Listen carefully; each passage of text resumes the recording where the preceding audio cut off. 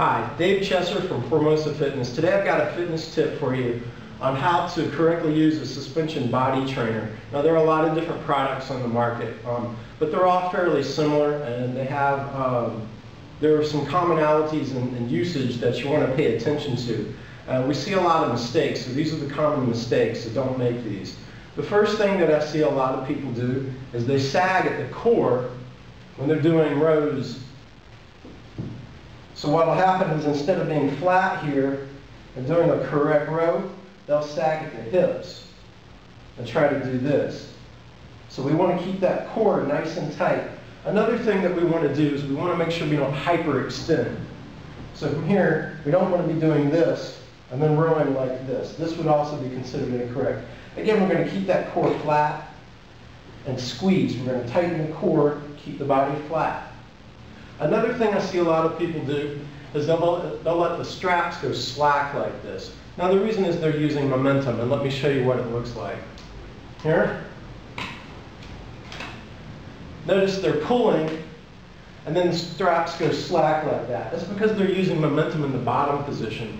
Now this jerkiness basically prevents them from getting a good workout, and the reason that they're doing it is because there's some muscle weakness, and they're not wanting to go through the full range of motion. So at the bottom, they're just going to use a lot of momentum and then come up and then just slam back down. So what you want to do instead is do a nice, slow, controlled movement, both up and down. Another thing that we see a lot of people do is that they don't keep the wrist straight. In a row, they'll bend the wrist like this, and the reason is that the muscles aren't very strong, so they can't pull all the way up.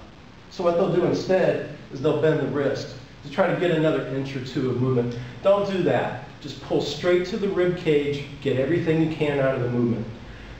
Same thing applies on the chest press.